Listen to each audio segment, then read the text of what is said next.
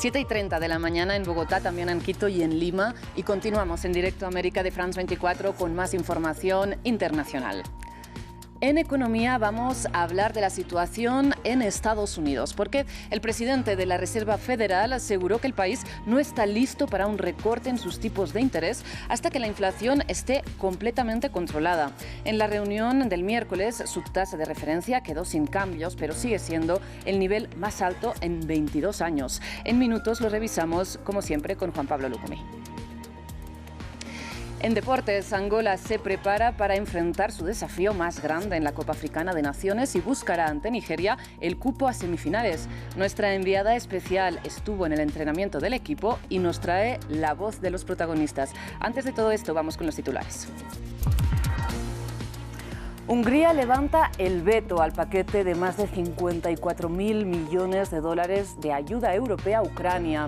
Una medida bloqueada por el gobierno húngaro de Viktor Orbán desde diciembre. Ampliamos desde Bruselas. Precisamente hasta Bruselas llegaron las protestas del sector agrícola este jueves.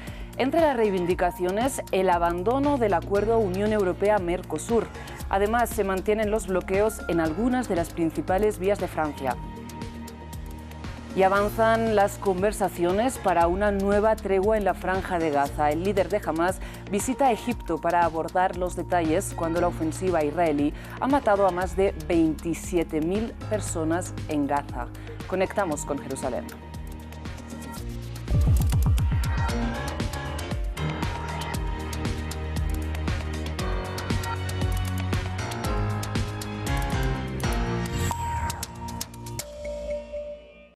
Iniciamos esta edición informativa con la mirada puesta en Bruselas, porque en medio del estancamiento de la guerra, Ucrania consiguió un nuevo paquete de ayuda europea que estaba suspendido desde diciembre. La Unión Europea logró levantar el veto que imponía al gobierno húngaro de Viktor Orbán al envío de más de 54.000 millones de dólares a Kiev. Nos amplía Esther Herrera desde Bruselas. Buenos días. Como comentabas, hay acuerdo. Todos los líderes europeos han conseguido desbloquear estos 50.000 millones de euros que, como comentabas, vetaba hasta ahora Viktor Orbán desde diciembre. Ha sido clave una reunión que ha tenido lugar esta mañana, que ha durado alrededor de 2 horas, en la que ha participado el propio Viktor Orbán, también juntamente con los presidentes de la Comisión Europea y del Consejo Europeo y con el canciller alemán Olaf Scholz, la primera ministra italiana Giorgia Meloni y el presidente francés Emmanuel Macron. Esta reunión ha sido clave para poder arrancar un compromiso por parte de Viktor Orbán. No estaba nada claro porque hasta ahora su bloqueo era total. Según fuentes diplomáticas, se podría conseguir una revisión anual sobre cuál es el estado exacto de esta ayuda a Ucrania, y que cada 2 años quizás revisarla también de nuevo. Este ha sido el compromiso para que Viktor Orbán cediera, aunque hay que saber bien cuáles son los detalles de este acuerdo. Con esto, la Unión Europea envía un importante mensaje de ayuda a Ucrania, sobre todo un mensaje de apoyo, y que, a diferencia de Estados Unidos, la Unión Europea sí que está apoyando a Ucrania. Y precisamente para presionar a los líderes europeos allí reunidos, las protestas del sector agrícola llegaron hasta Bruselas y, entre otras cosas, para pedir el abandono del acuerdo Unión Europea-Mercosur. Alegan que en América Latina no se imponen las mismas condiciones de producción que en la Unión Europea, lo que denuncian les dejaría en desventaja comercial. Han llegado de toda Europa a Bruselas en sus tractores para presionar a los líderes políticos para que resuelvan la urgente crisis agrícola. En las últimas semanas, un movimiento de protestas se ha extendido por Bélgica, Francia, Alemania y Rumanía, al que se han sumado también agricultores italianos y españoles. Dicen que el sistema actual es insostenible. Somos gente civilizada. Vamos a demostrar que no estamos de acuerdo, pero nuestro objetivo no es demolerlo todo. Estamos aquí para dar la cara y enviar el mensaje de que se nos está haciendo demasiado duro.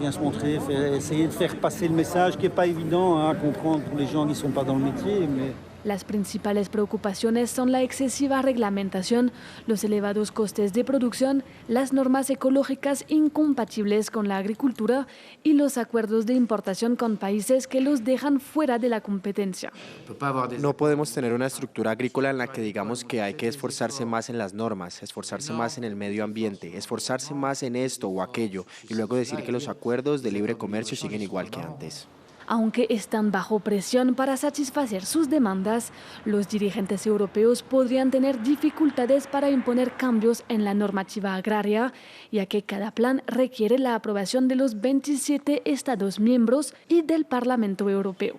Para aliviar las tensiones, la Comisión Europea propuso el miércoles limitar temporalmente algunas importaciones desde Ucrania, así como una mayor flexibilidad en las normas ecológicas para las tierras en barbecho. Pero esto sigue siendo insuficiente para los agricultores. Los líderes tendrán que ser más convincentes para evitar el creciente apoyo a la extrema derecha de cara a las elecciones parlamentarias europeas de junio. Y a pesar, como decíamos, de no ser el tema central de la agenda, el presidente Emmanuel Macron debe abordar las protestas de los agricultores franceses hoy con la jefa de la Comisión Europea, Ursula von der Leyen, este jueves.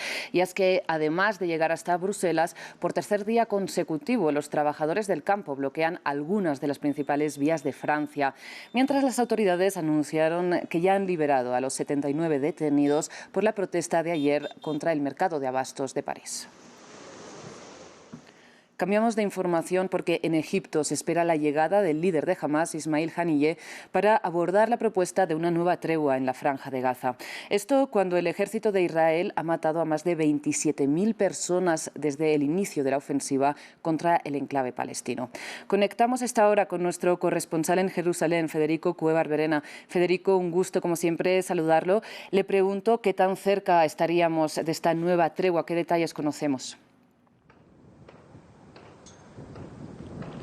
Sí, de acuerdo a reportes de medios israelíes, una delegación de Hamás ya ha viajado hacia El Cairo, en Egipto, para reunirse con el jefe de la inteligencia de ese país y analizar la última propuesta de tregua. No hay reportes encontrados acerca de si Ismail Haniyeh, el líder del buró político de Hamás, que se encuentra en Qatar, también ya se encuentra en Egipto para estas discusiones, pero el objetivo de Hamás y el hecho de que Haniyeh esté entre los que vaya a viajar a Egipto a analizar esta propuesta habla de que Hamás está considerándola. Son una pausa de 3 semanas que incluiría la liberación de unos 35 rehenes israelíes, también de alrededor de un centenar de prisioneros palestinos, más entrada de ayuda humanitaria y permitiría negociar las siguientes instancias. Pero existe todavía una brecha entre lo que Hamás quiere y lo que Israel está dispuesto a aceptar. En el caso del grupo islamista está exigiendo el retiro, garantías de que se producirá el fin de la guerra y el retiro de las tropas israelíes, algo a lo que Israel no accede, y al mismo tiempo el primer ministro Benjamin Netanyahu ha endurecido su retórica en los últimos días, hablando de líneas rojas que no está dispuesto a cruzar y señalando que ningún acuerdo que Israel no va a aceptar un acuerdo que implique retirar a sus tropas de Gaza o liberar a miles de prisioneros palestinos, que son dos de las demandas de Hamás. El diario israelí Haaretz hoy reportó que esta retórica de Netanyahu podría estar buscando forzar que Hamás se retire de las negociaciones para así poder culpar al grupo islamista por el fracaso de una eventual tregua y también continuar con la guerra, que es el objetivo del primer ministro israelí, dice este medio Haaretz. Federico, pues mientras avanzan estas complicadas negociaciones que nos describes, ¿cuál es la situación sobre el terreno en la Franja de Gaza? Sí, el último reporte de las autoridades sanitarias de Gaza indicó la muerte de 118 palestinos en los ataques israelíes en las últimas 24 horas. Con esto se supera la cifra de 27.000 muertos y la ofensiva israelí está especialmente centrada en Han Yunis, en el sur, lo que ha forzado, según cifras de la ONU, un nuevo desplazamiento de 184.000 personas. Muchas de ellas ya habían sido desplazadas por otros ataques israelíes de distintas áreas de Gaza, y también forzó el cierre de las las oficinas de la Agencia de la ONU para los Refugiados Palestinos en Han Yunis. Se mantiene también el asedio de las tropas israelíes en 2 hospitales, el Al-Amal y el Nasser. En este último alberga no solo a miles de desplazados, sino también que ha recibido un alto número de heridos. Según médicos que se encuentran allí, muchos de estos presentan quemaduras del 50 al 70% de su cuerpo y múltiples fracturas, y el hospital obviamente está desbordado, mientras que este otro hospital, Al-Amal, es el centro de operaciones de la Medialuna Roja Palestina, y la organización ha denunciado que las fuerzas israelíes abrieron fuego por tercera vez en 2 días contra sus instalaciones, y que como resultado de estos disparos israelíes han muerto otras 12 personas. Mientras tanto, también se han reportado bombardeos en el área del centro de Gaza, en Deir el-Balah, en Nuseirat, y en el norte, en Ciudad de Gaza, a la vez que el ejército israelí ha dicho haber matado a decenas de milicianos en combates, tanto en Han Yunis como en el centro y en el norte de Gaza. Federico, pues muchísimas gracias un día más por este completísimo reporte. Iremos conectando. Nosotros cambiamos de tema. En Myanmar se cumplen 3 años de guerra civil sin perspectivas de transición democrática. El 1 de febrero de 2021, recordemos, los militares dieron un golpe de Estado, terminando así con 10 años de democracia y con la Nobel de la Paz, Aung San Suu Kyi, derrocada y encarcelada. Desde entonces, manifestantes pro democracia se unieron a las guerrillas de minorías étnicas que luchan contra la junta militar. Hace 3 años, estos guerrilleros eran civiles que protestaban en Myanmar a favor de la democracia. El golpe de Estado de la junta militar les llevó a las selvas, en una lucha que bautizaron como Revolución de Primavera. Sus trabajos de oficina han mutado en un estricto entrenamiento militar. Son miles y han unido fuerzas con minorías étnicas que luchan históricamente por una mayor autonomía de sus territorios. No deberíamos ser un huevo si queremos destruir una roca sólida. No sobreestimamos el poder militar. No les tenemos miedo. Sin experiencia, preparación y entrenamiento no podemos obtener ninguna victoria sobre los militares.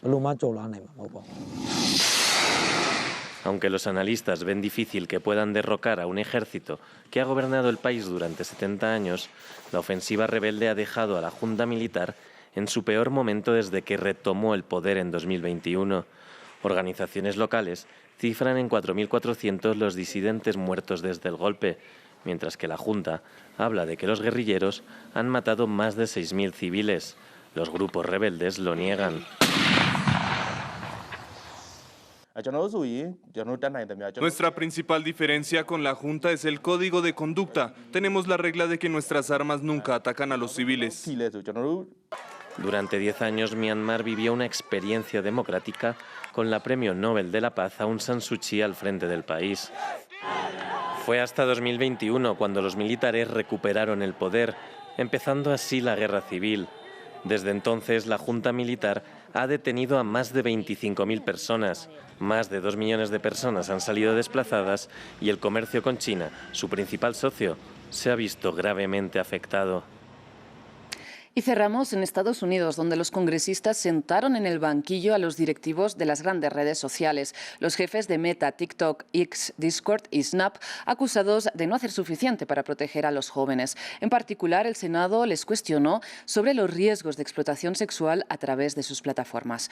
Mark Zuckerberg presentó sus excusas a las víctimas. Los gigantes de la tecnología de nuevo ante el Congreso. Los dirigentes de Meta, TikTok, X, Discord y Snap fueron citados ante el Senado estadounidense. Las plataformas son acusadas de no proteger a los jóvenes, en particular contra los riesgos de explotación sexual. Mark Zuckerberg y sus colegas confrontaron a unas de sus víctimas. El hombre que explotó mi cuerpo en primer lugar está actualmente en prisión, pero el hombre que permitió que mi ataque se hiciera viral en Facebook estaba en esta sala conmigo hace unos momentos. Su nombre es Mark Zuckerberg.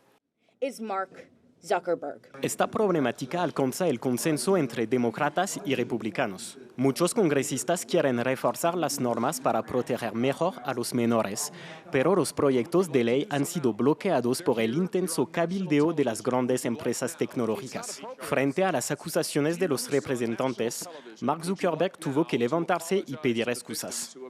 Perdón por todo lo que han atravesado. Nadie debería atravesar las cosas que sus familias han sufrido y por eso invertimos mucho y vamos a seguir haciendo esfuerzos de toda la industria para asegurarnos de que nadie tenga que atravesar las cosas que sus familiares sufrieron. Los dirigentes de las plataformas también aseguraron que ya han tomado medidas para reforzar la seguridad en las plataformas de sus usuarios. Esfuerzos insuficientes. El Centro Nacional de Estados Unidos para Niños Desaparecidos y Explotados dice haber recibido unos 88.3 millones de archivos de abuso infantil en 2023. Y según la Liga Antidifamación de Estados Unidos, el 52% de los adolescentes entre 13 y 17 años han sufrido ciberacoso.